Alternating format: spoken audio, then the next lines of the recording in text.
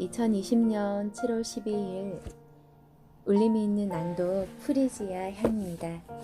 타이탄의 도구들 중 24챕터 무엇을 하든 진짜 모습으로 하라 편입니다. 글렌백은 30대에 알코올 중독으로 바닥을 친 후 다시 삶을 시작했다. 2014년에는 9천만 달러의 수입을 기록하며 포브스가 선정한 세계에서 가장 영향력 있는 인물 100인의 이름을 올렸다.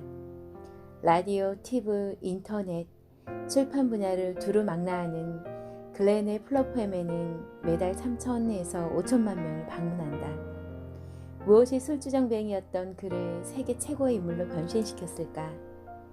팀 페르시쇼 청취자들의 뜨거운 요청과 성원에 힘입어 막강한 파워를 가진 글렌을 인터뷰하는 데 극적으로 성공했고, 그와의 대화는 앞으로 10년간 강력한 에너지로 나를 밀고 나갈 것이다.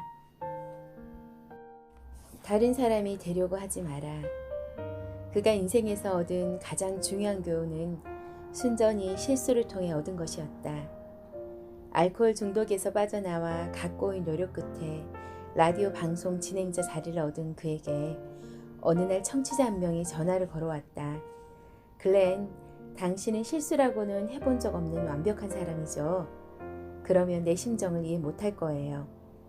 순간 그는 침묵했고 스튜디오 안이 조용해졌다. 잠시 후 글렌은 천천히 말했다.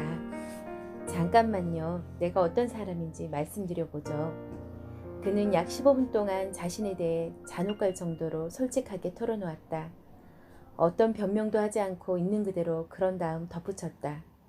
그동안 저는 거짓말을 했습니다. 사실 전 이런 놈이었습니다. 마이크를 끈 글렌은 젊은 인턴 직원과 프로듀서에게 담담하게 작별 인사를 건넸다. 오늘을 잘 기억해 주세요. 글렌백이 다시 시궁창에 빠져 끝장나는 날이니까. 그런데 정반대의 일이 일어났다. 하루아침에 그는 미국에서 가장 유명한 사람이 되었고 열렬한 지지를 받는 스타가 되어 있었다. 그의 솔직한 용기에 많은 사람들이 깊은 감동을 받은 것이다. 글렌은 회상한다. 왠지 그 전화를 받았을 때 내 진짜 모습을 보여줘야 한다고 생각했다. 알코올 중독자에다가 우울증 환자로 세상을 저주하며 젊은 시절을 보냈던 일들을, 그래서 얼마나 비뚤어진 길을 비틀대며 걸어왔는지를, 마치 고해성사를 하듯 말이다. 나는 모든 것이 인위적으로 만들어지고 각본이 있고 완벽한 타이밍으로 제작되는 세상에서 자랐다.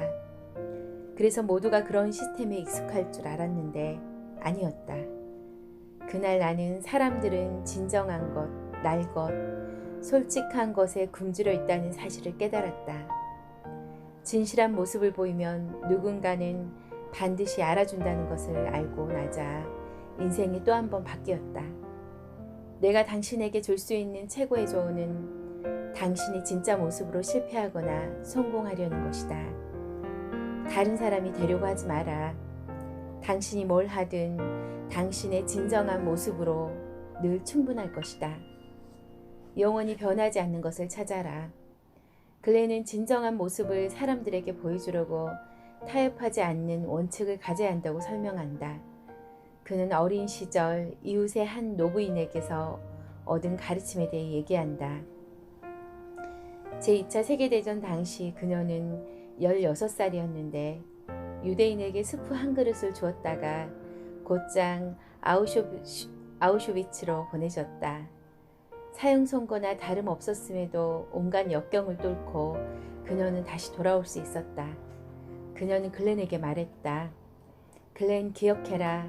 옳은 사람들은 어느 날 갑자기 그렇게 훌륭해진 것이 아니다. 그들은 매일 정도를 넘어서는 걸 거부해왔기 때문이란다. 빠르게 변하는 시대에서 가장 소중하고 값진 것은 무엇일까? 영원히 변하지 않는 것이다. 시대가 아무리 변해도 변하지 않는 것, 그걸 가진 사람이 성공한다. 글렌에 따르면 그것은 곧 자신만의 원칙이다.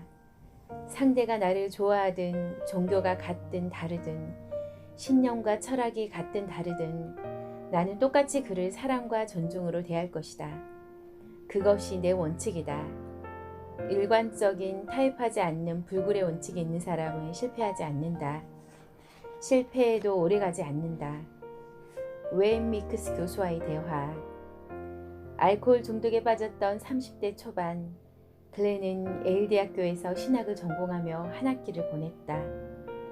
하지만 아무리 노력해도 어두운 알코올 중독자인 자신이 그것과는 어울리지 않는다는 생각을 좀처럼 떨칠 수가 없었다.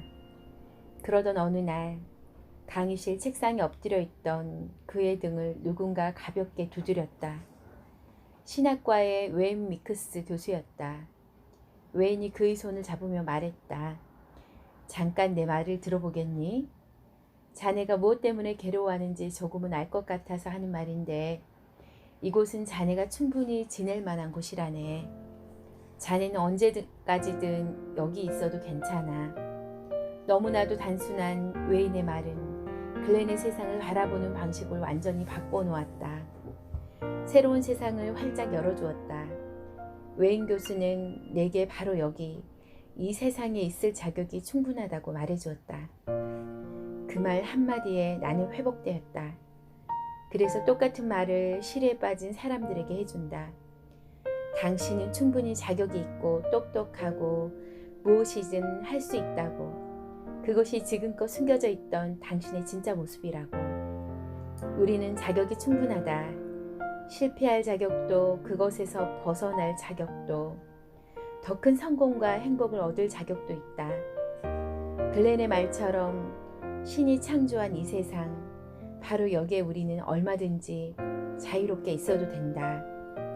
하루하루를 옥죄는 가면을 벗고 자신의 진짜 모습으로 살아가는 길을 발견한 글렌은 토머스 제퍼슨의 명언을 평생의 가르침으로 새기고 살아간다.